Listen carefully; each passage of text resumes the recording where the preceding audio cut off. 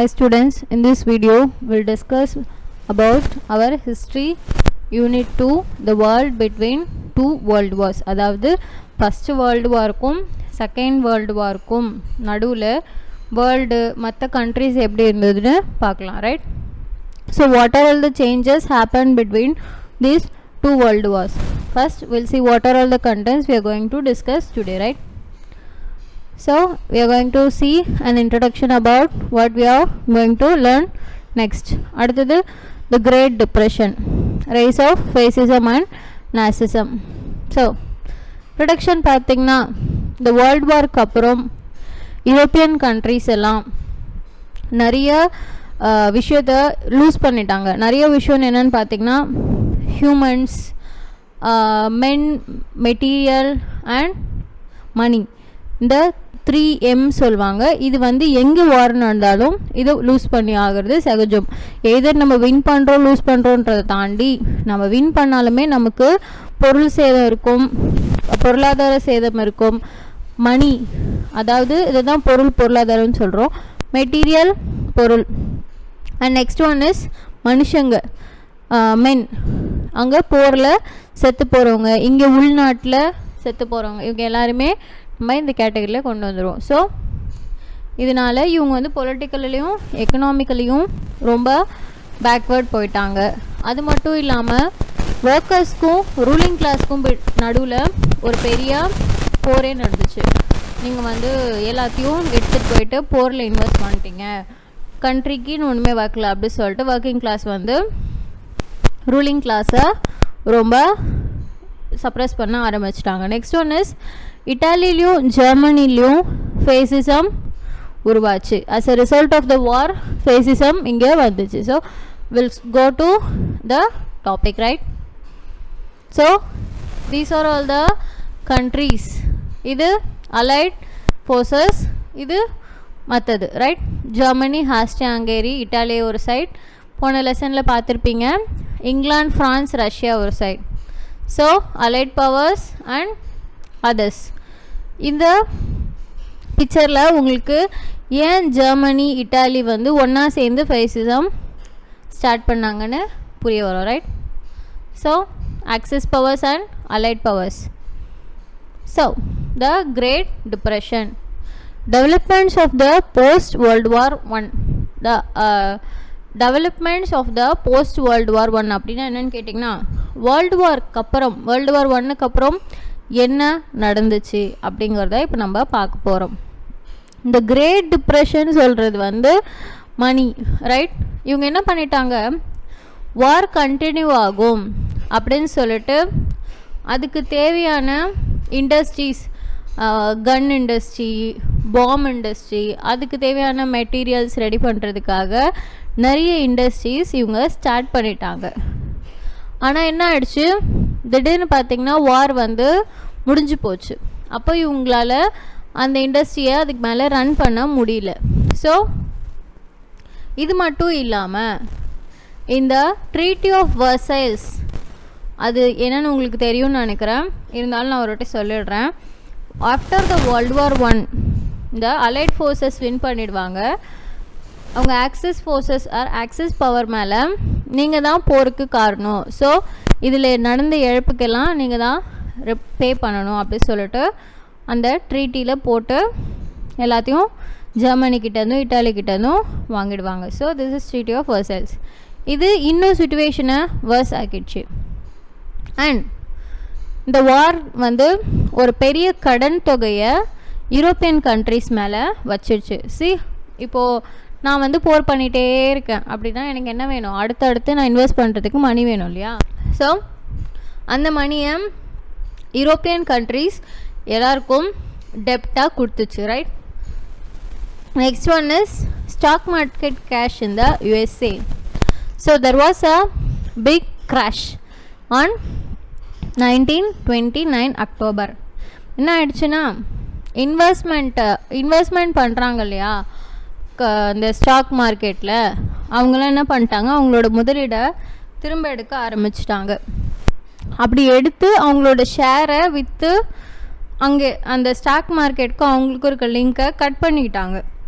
So அதுக்கு மேலே யாரும் ஸ்டாக்ஸை வாங்கலை.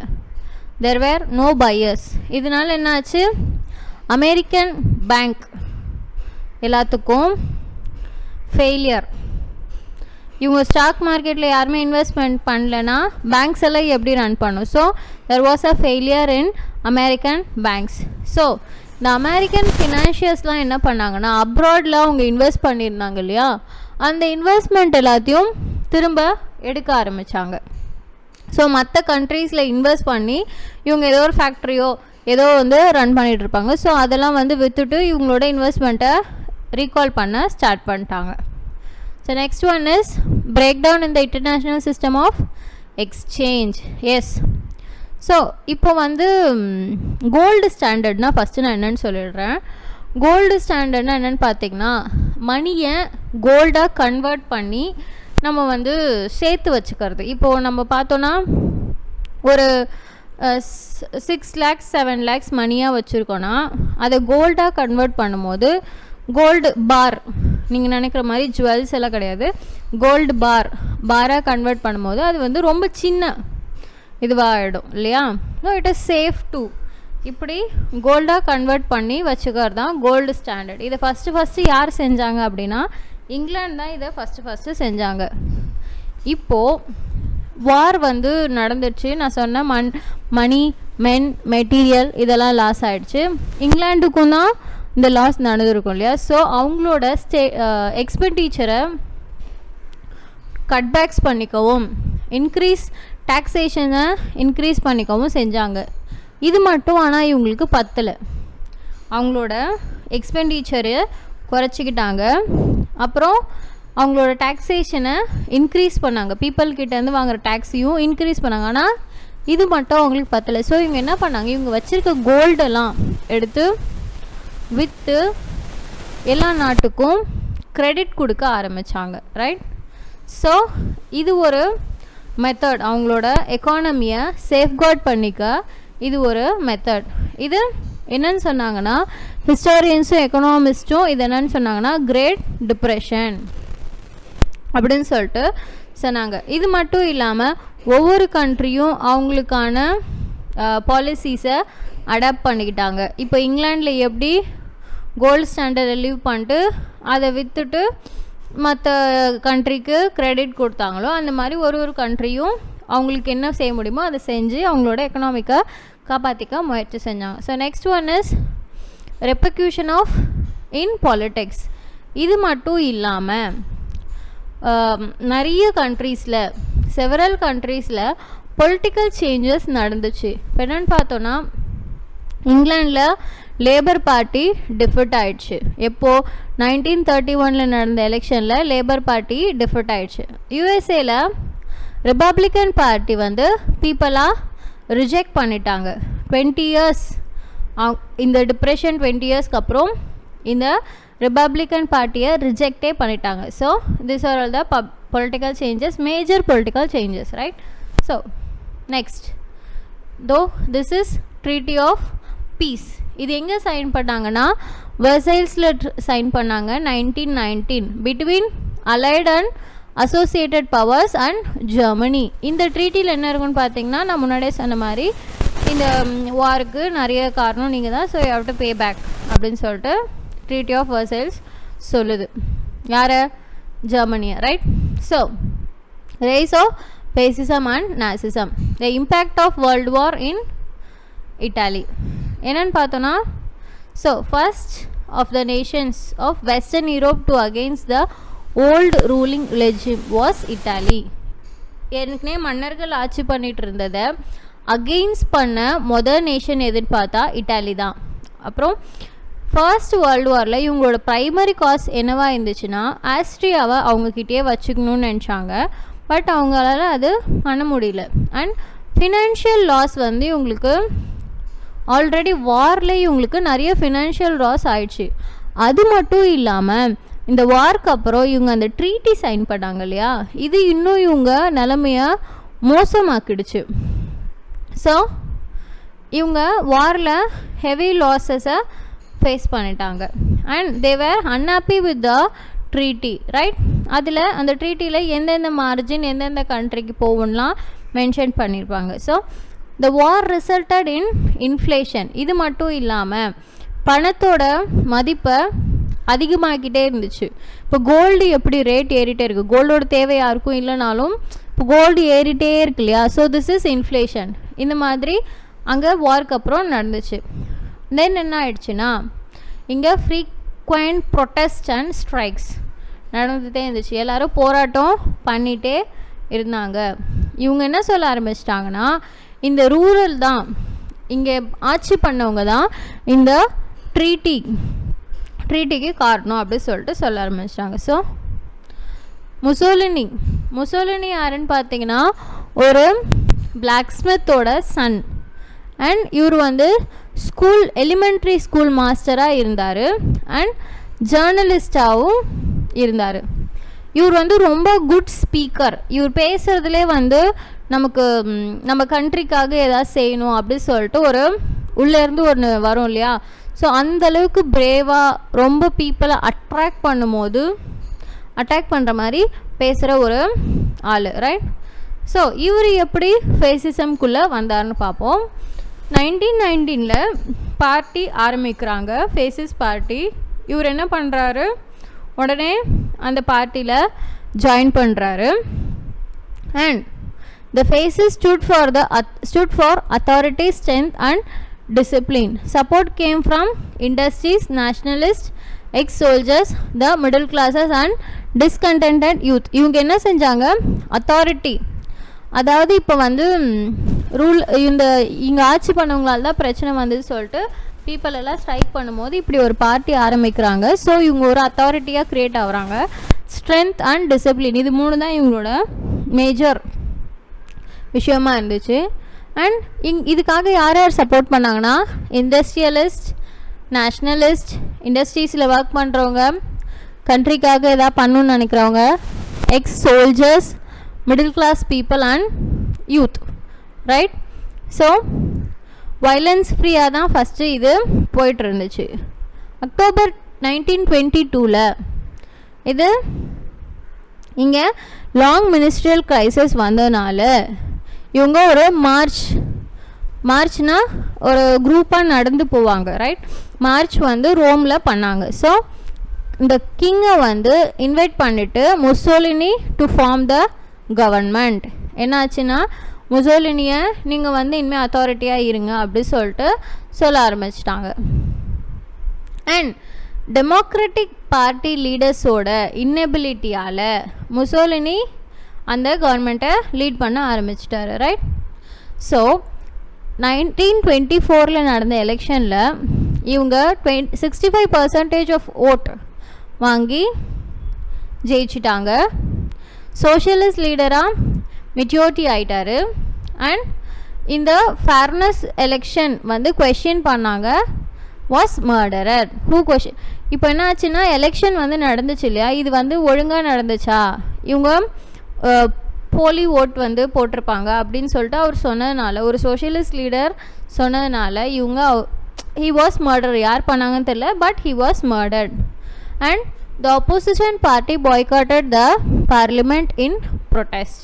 இவங்க என்ன பண்ணிட்டாங்க, பார்லிமெண்ட்டுக்கு வராமல் பாய்காட் பண்ணிட்டாங்க opposition party. So Mussolini created by banning opposition parties. Opposition leaders were killed and imprisoned. என்ன ஆயிடுச்சு, ஆப்போசிஷன் பார்ட்டியை இவர் பேன் பண்ணிட்டார். ஸோ இது மட்டும் இல்லாமல் இதோடு நிற்காமல் இவர் ஆப்போசிஷன் பார்ட்டி லீடர்ஸையும் சாகடிச்சு ஜெயிலையும் போட்டார். இப்போ என்ன ஆகிட்டு வருது அப்படின்னு பார்த்தீங்கன்னா, ஹீஸ் பிகமிங் அ டிக்டேட்டர். கொஞ்சம் கொஞ்சமாக இவர் வந்து ஒரு டிக்டேட்டராக மாறிட்டே வராரு.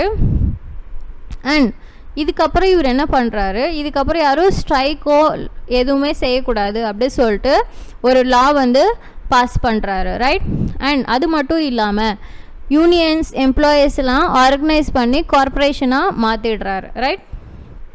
And in 1938 Parliament was abolished and was replaced by a body representing the fascist party and the corporation. இப்போது இங்கே பார்லிமெண்ட்டையே தூக்கிட்டாங்க. ஸோ வந்து நம்ம கேள்வி கேட்க யாரும் இருக்கக்கூடாது அப்படிங்கிறதுக்காக இந்த பார்லிமெண்ட்டையே தூக்கிட்டு ஃபேசிஸ்ட் பார்ட்டியும் அந்த யூனியன்ஸையும் எம்ப்ளாயீஸையும் ஆர்கனைஸ் பண்ணி கார்பரேஷன்ஸ் ஆரம்பித்தாங்க இல்லையா, அதையும் மட்டும் வச்சு ஒரு பாடி இவங்களா க்ரியேட் பண்ணிட்டாங்க. So this new arrangement bolstered Mussolini's dictatorial control of the economy as well as enabling him to wield enormous powers as head of the administration and the armed forces. இப்போ லேபர்ஸும் எம்ப்ளாயீஸும் யூனியன்ஸும் இவர் கண்ட்ரோலில் இருக்கிறதுனால எக்கானமிக்கும் இவர் கண்ட்ரோலில் வச்சுக்குவார். அது மட்டும் இல்லாமல் அட்மினிஸ்ட்ரேஷன் அப்புறம் ஆர்மியும் இவரே பார்த்துக்கிட்டு வந்தார். ரைட். ஸோ இப்போது முசோலினிஸ் பேக்ட் வித் போப் பார்த்திங்கன்னா முன்னாடியெல்லாம் போப் சர்ச்சோட ரூல் இப்படி சொல்லிட்டு நிறையா இருந்துச்சு.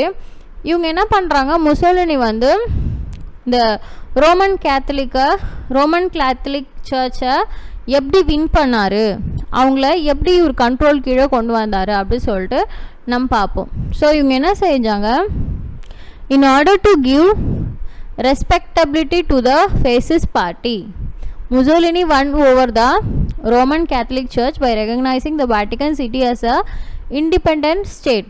The Vatican City என்ன பண்ணிட்டாரு, இவர் இண்டிபெண்டன்ட் ஸ்டேட்டாக அனௌன்ஸ் பண்ணிட்டாரு. ஸோ இந்த சர்ச் வந்து இவங்களுக்கு இப்போ இதை கொடுத்துருக்காங்க இல்லையா, ஸோ இவங்களும் சர்ச் வந்து அப்போஸ் பண்ண மாட்டாங்க. So in return church recognise the kingdom of Italy. இப்போது இவங்க என்ன பண்ணிட்டாங்க, இட்டாலியை இவங்க ஒரு கிங்டமாக அக்செப்ட் பண்ணிக்கிட்டாங்க. The Roman Catholic faith was made the religion of Italy and compulsory religious teachings in schools were order.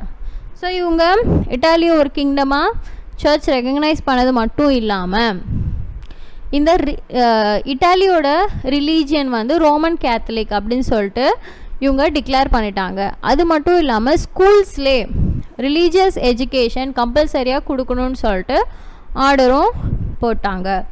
So the latent treaty incorporating the set provisions was signed இன் 1929. இதை பற்றின இந்த மேலே இருக்க விஷயங்கள்லாம் இந்த லேட்ரன் ட்ரீட்டியில் எழுதி சைன் பண்ணாங்க 1929. Right.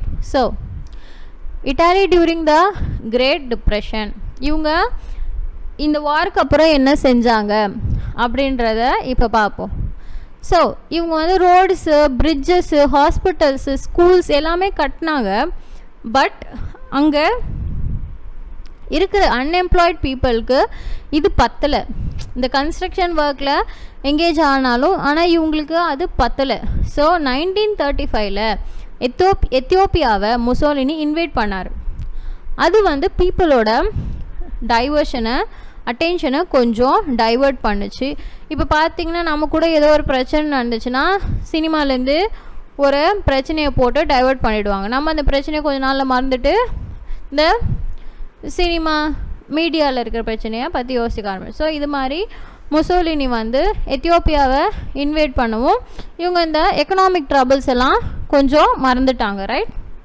So next one is, so this is where Germany, Austria Hungary and Italy, இங்கேருந்து ஜெர்மனிக்கு எப்படி கனெக்ட் ஆகுதுன்னு பார்ப்போம். ரைட். ஜெர்மனி இந்த போஸ்ட் வார் ஃப்ரம் 1918 டு 1993 வரைக்கும் Germany was a republic country. Right. So இப்போது இவங்க வந்து ஜெர்மனி நிறைய விஷயத்தில் எக்கனாமி, பொலிட்டிக்கல், கல்ச்சுரல் அந்த மாதிரியான விஷயத்தில் தேவர் இந்த டாப்.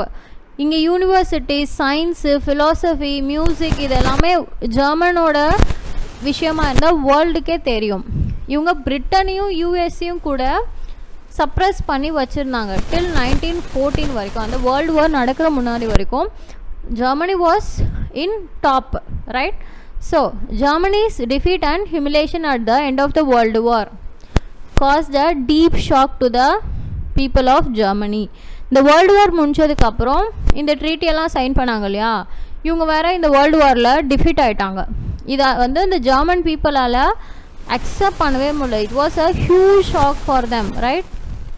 ஸோ இவங்க என்ன பண்ணிட்டாங்க, இந்த கிரேட் டிப்ரெஷனில் ஃப்ரஸ்ட்ரேட் ஆகி இந்த ரிபப்ளிக்கன் கவர்மெண்ட்டுக்கு அகெயின்ஸ்டாக மாறிட்டாங்க. Right. So evolution of Germans fascism. So ஒரு 7 men 1919 ஒரு 7 men முனிச் அப்படின்ற இடத்துல மீட் பண்ணி national Socialist German Workers party அப்படின்னு ஒரு பார்ட்டியை ஃப்ரேம் பண்ணாங்க, ரைட்? ஸோ இதோட அப்ரிவேஷன் தான் Nazi party, National Socialist German Workers Party. இதோட அப்ரிவேஷன் தான் நாசி பார்ட்டி. ஸோ இந்த 7 menல ஒருத்தர் தான் அடால்ஃப் ஹிட்லர். அடால்ஃப் ஹிட்லர் பற்றின பேக்ரவுண்ட் என்னென்னா, இவர் வந்து வேர்ல்டு வார் 1 ஆர்மியில் ஒர்க் பண்ணியிருக்கார். ரொம்ப பெரிய சோல்ஜராக அப்படிலாம் ஒர்க் பண்ணல, ஒரு தூதுவர் மாதிரி. அடால்ஃப் ஹிட்லர் பார்த்திங்கன்னா ரொம்ப குள்ளமான ஒரு ஆள். ஸோ இவரால் ரொம்ப பெரிய பொசிஷன்லாம் இல்லை, ஒரு நார்மல் பொசிஷனில் இவர் ஒர்க் பண்ணியிருக்காரு. ஸோ இவரோட ஸ்பெஷல் திங் என்னன்னு பார்த்தீங்கன்னா, இவர் ரொம்ப நல்ல ஸ்பீக்கர். ஆடியன்ஸை இவர் பேசி ஆடியன்ஸை கவர் பண்ணக்கூடிய ஒரு ஆள். நான் முன்னாடியே சொன்னேன் இல்லையா, இப்போ இவர் பேசுகிறத கேட்டோன்னா நம்ம கண்ட்ரிக்காக என்ன வேணால் செய்யலாம் அப்படின்ற மாதிரி ஒரு தாட் நமக்குள்ளே வந்துடும். அந்த மாதிரி பேசக்கூடிய ஒரு ஆள். ஸோ இன் 1923 அடால்ஃப் ஹிட்லர் என்ன பண்ணார்னா, பவேரியாவை கேப்சர் பண்ண ட்ரை பண்ணார். ஸோ இவரை பிடிச்சி ஜெயிலில் போட்டாங்க. ஜெயிலில் இருந்தப்போ இவர் வந்து இவரோட ஆட்டோபயோகிராஃபியை ஒரு புக்காக எழுதியிருக்காரு. ஸோ இந்த ஆட்டோபயோகிராஃபியில் என்ன இருக்குன்னு கேட்டிங்கன்னா, இவரோட political thoughts and political ideas தான் மேக்ஸிமம் இருக்கும். இந்த புக்கோட பேர் மியன் கேம்ப், ரைட்? அப்புறம் ஒரு ஜெயிலேருந்து ரிலீஸ் ஆகி பிரசிடெண்ட் எலெக்ஷன் 1932 நடக்குது. அண்ட் communist party polled about 60 lakhs vote. எவ்வளோ? 60 lakhs ஓட்டு இவங்களுக்கு வருது. அலாம் capitalist and property owners title towards supporting fascism. So Hitler exploited these opportunities to usurp power. இவர்தான் Hitler. This is the book he wrote, Mein Kampf, right? So Nazi state of Hitler. And Republican government fell as the communists refused to collaborate with the social democrat. இவங்க win பண்ண communist party என்ன பண்ணுறாங்க, social democrat கூட collaboration வச்சுக்க ஒத்துக்கல. So republican government விழுந்துடுது. And industrialist bankers இவங்களாம் என்ன சொல்கிறாங்க, வான் ஹிண்டர்பர்க்ன்றவங்கிட்ட ஹிட்லரை சான்சலராக போடுங்க அப்படி சொல்லிட்டு சொல்கிறாங்க. So Nazi state of Hitler known as Third Reich brought an end to the parliament democracy. இந்த நாசி ஸ்டேட் என்ன பண்ணுது, பார்லிமெண்ட்ரி டெமோக்ரஸிக்கு ஒரு ஃபுல் ஸ்டாப் வச்சிடுறாங்க. அங்கே முசோலினி என்ன பண்ணார், பார்லிமெண்ட் டெமோக்ரஸிக்கு ஸ்டாப் பண்ணிட்டு அவர் டிக்டேட்டராக மாறிட்டார். இங்கே ஹிட்லர் வந்து பார்லிமெண்ட்ரி டெமோக்ரஸியை ஸ்டாப் பண்ணிட்டு டிக்டேட்டராக மாறின்னு வராரு. So Hitler replace the flag. So இவங்களோட ஃப்ளாகை ரீப்ளேஸ் பண்ணிவிட்டு ஸ்வஸ்திகா அப்படிங்கிற ஒரு சிம்பிளை இவங்களோட சிம்பிளாக மாற்றுறாங்க. Germany was converted into highly centralised state. And இவங்க பார்ட்டியை தவிர, நாசி பார்ட்டியை தவிர வேறு எந்த பார்ட்டி இருந்தாலும் அதை இல்லீகலாக டிக்ளேர் பண்ணிட்டாங்க. ஆர்மியோட யூனிஃபார்மையும் மாற்றிட்டாங்க. த ஆர்மி பவுண்ட் shirted and jack booted storm troopers was expanded. ஆர்மியில் ஒரு பார்ட்டை எக்ஸ்பெண்ட் பண்ணுறாங்க. The Hitler Youth was created and the labour front set up. இதெல்லாம் இவங்க கொண்டு வந்த changes. Trade unions were abolish, their leaders were arrested. And இன்னொரு விஷயம் இவங்க என்ன பண்ணுறாங்கன்னா, எஸ் ஸ்ட்ரைக்ஸ் எல்லாம் பண்ணக்கூடாது, இட் இஸ் இல்லீகல்னு சொல்கிறாங்க. வேஜஸை கம்பெனி ஃபிக்ஸ் பண்ணாது, கவர்மெண்ட் தான் ஃபிக்ஸ் பண்ணும். So the total control of the country, nation, ப்ரெஸ்ஸில் என்ன நியூஸ் போடணும், தேட்டரில் என்ன படம் ஓடணும், என்ன மாதிரியான சினிமா எடுக்கணும், ரேடியோவில் என்ன நியூஸ் கொடுக்கணும், ரேடியோவில் என்ன விஷயம் போடணும், எஜுகேஷனில் என்ன சொல்லிக் கொடுக்கணும், இது எல்லாமே இவங்க கண்ட்ரோல் கீழே வந்துடுச்சு. So The Nazi party's propaganda was led by Joseph Goebbels, right? Who manipulated public opinion through planned propaganda. இவங்களோட ப்ரொபகண்டா யார் லீட் பண்ணுறாங்க? ஜோசப் அப்படிங்கிறவர் லீட் பண்ணுறாங்க, ரைட்? இதான் நான் சொன்னேன் இல்லையா, ஸ்வஸ்திகா. இந்த சிம்பிளை தான் அவங்க நேஷ்னலைஸ் பண்ணிட்டாங்க. So defiance of the treaty of Versailles இது எல்லாமே செஞ்சதுக்கப்புறம் ஆகஸ்ட் 1934 ஹிண்டன்பர்க் இறந்துடுறாரு. ஹிட்லர் வந்து சான்சலராக இருந்தவர் பிரசிடெண்ட்டாகவும் commander in chief of the armed forces ஆர்மியோட கமாண்டராகவும் அவரே பொறுப்பேற்றுக்கிறாரு. So Hitler's foreign policies aimed to restoring the armed strength of Germany and annual provinces of Versailles treaty. இந்த ட்ரீட்டியில் என்ன கொடுத்துருந்தாங்கன்னா, ஜெர்மனி வந்து எந்த ஆர்ம்டு ஃபோர்ஸஸும் வச்சுக்கக்கூடாது, எந்த கண்ட்ரியும் இவங்க காலனைஸ் பண்ணக்கூடாது இப்படிங்கிறதுலாம் அந்த ட்ரீட்டி ஆஃப் வெர்சலைஸில் வந்துச்சு. இதெல்லாம் மீறி ஹிட்லர் வந்து ஃபாரின் பாலிசியெல்லாம் மீறி இவங்களோட ட்ரீட்டிக்கு புறமாக இவர் ஆர்ம்டு ஸ்ட்ரென்த்தெல்லாம் ரொம்ப ஸ்ட்ராங்காக க்ரோ பண்ணிட்டு வந்தார். So will stop here. Will see the remaining things in the next video.